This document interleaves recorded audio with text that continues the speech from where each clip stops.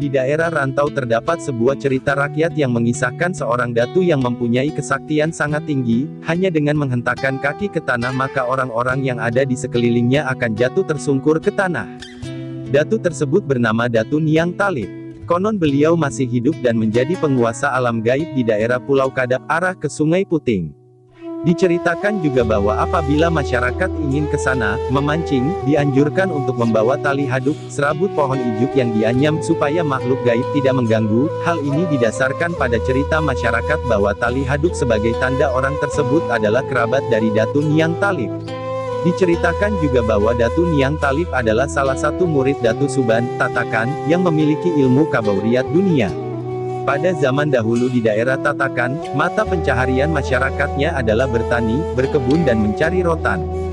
Pada suatu hari, berangkatlah 7 orang desa Muning, Tatakan untuk mencari rotan di daerah hutan rawa Nipah Habang. Ketujuh orang itu adalah Pungut, Kaliangat, Dungu, Umpangan, Kutui Umping, Durni Indang, dan Munat Incang.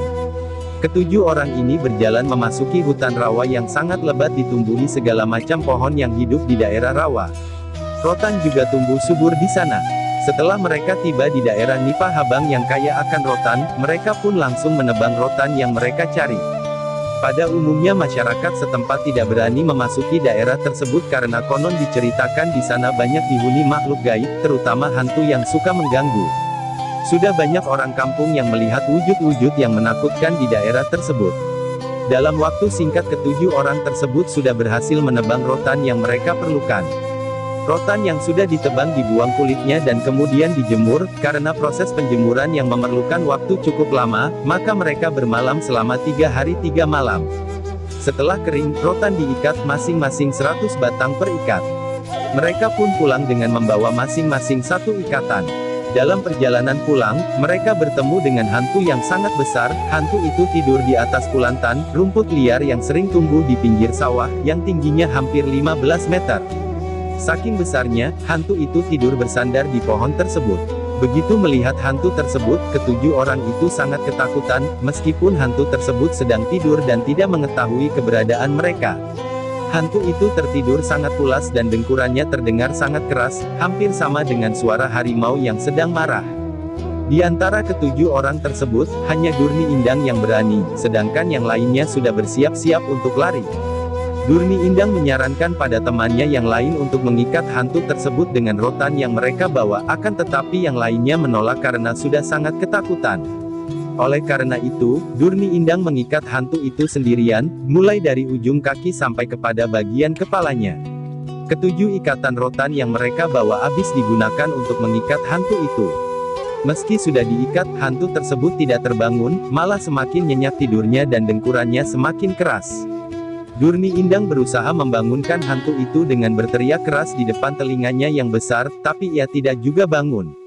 Durni Indang kemudian mencabut sebatang pohon yang cukup besar dan memukulkannya ke bagian biji kemaluan hantu itu. Setelah memukulkan pohon tersebut, kemaluan hantu tersebut bereaksi. Hantu itu kencing dan menggeliat bangun. Rotan yang diikatkan di sekujur tubuhnya putus dengan sangat mudahnya. Dengan raut muka yang marah dan sangat menakutkan, hantu itu melihat ke arah Durni Indang. Durni Indang pun lari ketakutan, tetapi dengan sangat mudahnya Durni Indang berhasil ditangkap oleh hantu itu hanya dengan mengayunkan tangannya ke depan oleh karena ukuran tubuhnya yang sangat besar. Durni Indang diletakkan di atas telapak tangannya dan diputar-putar seperti mempermainkan bola pingpong. Hantu itu sangat marah karena telah dibangunkan dari tidurnya. Durni Indang terbunuh setelah diremas-remas, dan tubuhnya yang remuk kemudian dimakan oleh hantu itu. Hantu itu sebenarnya masih lapar, tapi karena tidak ada lagi yang bisa dimakan, maka ia pun tidur kembali. Keenam orang yang berhasil melarikan diri, mendatangi kediaman Datu Niang Talib di daerah hutan Hariung Danau Belantai. Mereka menceritakan kejadian yang mereka alami dan apa yang dilakukan hantu itu pada Durni Indang kepada Datu Niang Talib. Setelah selesai bercerita, Datu Niang Talib pergi sendirian ke tempat hantu tadi tidur. Datu Niang Talib menepuk tangan hantu tersebut dan hantu itu langsung terbangun dan duduk dengan lemah lunglai karena sangat ketakutan melihat Datu Niang Talib di hadapannya dengan raut muka yang menampakkan kemarahan. Datu Niang Talib berkata kepada hantu itu bahwa yang dimakannya itu adalah anak cucunya dan Datu Niang Talib akan membunuh hantu tersebut sebagai balasannya. Hantu tersebut meminta ampunan dari Datu Niang Talib, tetapi Datu Niang Talib tetap marah dan tetap berniat untuk membunuh hantu tersebut. Hantu itu mengajukan permintaan terakhirnya, ia ingin menjadi saudara angkat Datu Niang Talib. Makhluk gaib tersebut beralasan bahwa ia bukan hantu, sedangkan mukanya yang menyeramkan dan tubuh yang besar tersebut hanya merupakan baju yang dipakainya. Ia hanya sebagai penjaga daerah itu dari gangguan orang luar. Makhluk gaib itu kemudian melepaskan pakaiannya dan ternyata di balik pakaian itu, hantu tersebut adalah pemuda yang sangat tampan, gagah dan berwajah simpatik. Sebagai tanda persaudaraan, pemuda tersebut berjanji akan mengawinkan Datu Niang Talib dengan adik perempuannya yang sangat cantik dan memiliki kulit putih kekuning-kuningan karena belum pernah terkena sinar matahari. Datu Niang Talib ternyata juga termasuk laki-laki mata keranjang sehingga ia pun akhirnya sangat tertarik dengan janji yang diberikan pemuda tersebut, marahnya pun kemudian mereda. Datu Niang Talib kemudian dibawa oleh pemuda tadi ke rumahnya untuk melihat adik perempuan yang diceritakannya. Setelah berjalan cukup lama, maka sampailah mereka ke kampung pemuda tersebut. Ternyata kampung itu adalah sebuah kerajaan megah. Datu Niang Talib diperkenalkan dengan adiknya yang cantik dan tanpa berpikir terlalu lama, Datu Niang Talib menikahi adik dari pemuda itu. Setelah 10 hari kepergian Datu Niang Talib, orang kampung Muning geger karena ia belum kembali, terlebih-lebih istri dan anaknya yang gelisah karena takut terjadi sesuatu yang buruk dengan suaminya. Istrinya tersebut kemudian melaporkan kejadian ini pada Datu Murkat. Datu Murkat adalah seorang tertua dan dituakan di kampung Muning. Ia sangat dihormati oleh masyarakat kampung Muning karena kebaikan dan wibawanya, serta kesaktiannya yang sangat tinggi. Ia merasa ikut bertanggung jawab atas apa yang telah menimpa keluarga Datu Niang Talib. Setelah mempertimbangkan segala sesuatunya, Datu Murkat pun pergi mencari keberadaan Datu Niang Talib. Datu Murkat didampingi oleh 4 orang yang kesaktiannya setara dengan kesaktian Datu Niang Talib. Keempat orang tersebut adalah Datu Karipis, Datu Ungku, Datu Taming Karsa dan Datu Ganun. Berdasarkan keterangan dari 6 orang pencari rotan yang berhasil selamat dari makhluk besar tadi, maka dengan mudahnya Datu Murkat dan keempat orang yang menyertainya, makhluk besar tersebut berhasil ditemukan dan Datu Murkat menangkap makhluk besar tersebut hanya dengan sebelah tangannya. Dengan nada marah, Datu Murkat menanyakan keberadaan Datu Niang Talib.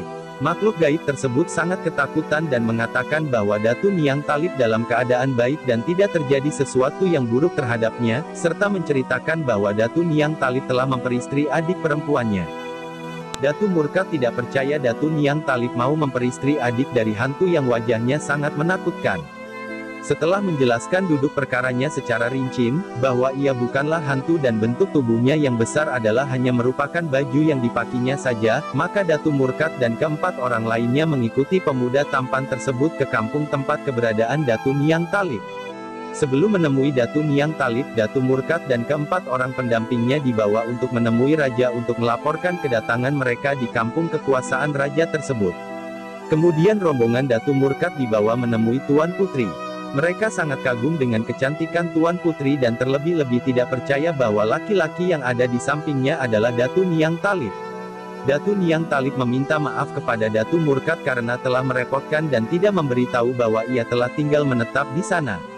Setelah menjelaskan secara panjang lebar, Datu Murkat dapat mengerti. Rombongan Datu Niang Talib dijamu makanan dan minuman oleh Tuan Putri dan Datu Niang Talib di kerajaannya. Mereka berbicara dan bergurau dalam jamuan tersebut. Setelah hari menjelang sore, rombongan Datu Murkat minta pamit pulang. Istri muda Datu Niang Talib menganjurkan agar mereka bermalam di kerajaannya. Tetapi Datu Murkat beralasan bahwa mereka takut disangka mengalami hal yang buruk akan mereka oleh orang-orang kampung Muning apabila bermalam di sana. Sebelum mereka pulang, istri Datu Niang Talib memberikan bungkusan kain kuning yang di dalamnya terdapat emas seberat setengah kilogram kepada Datu Murkat dan keempat orang yang menyertainya. Selain itu juga satu bungkusan untuk istri Datu Niang Talib di kampung Muning. Datu Niang Talib berpesan kepada rombongan Datu Murkat, bahwa apabila nanti anak cucu mereka memasuki kawasan hutan di sekitar kerajaan itu, mereka harus membawa tali haduk karena penjaga kawasan hutan di daerah itu sudah diberi pesan bahwa yang membawa tali haduk adalah anak cucu Datu Niang Talib. Sambil membicarakan tentang Datu Niang Talib yang telah memiliki istri yang sangat cantik dan kerajaan yang megah, tidak terasa perjalanan rombongan Datu Murkat telah sampai di kampung Muning. Mereka langsung menemui istri Datu Niang Talib dan menceritakan bahwa Datu Niang Talib telah menetap dan memperistri seorang perempuan di sana. Pada awalnya istri Datu Niang Talib tidak percaya dengan cerita itu, tapi begitu melihat bungkusan emas yang diberikan istri muda Datu Niang Talib di sana, maka ia pun merasa sedikit terhibur dan dengan pasrah menerima apa yang telah terjadi pada dirinya dan anak-anaknya.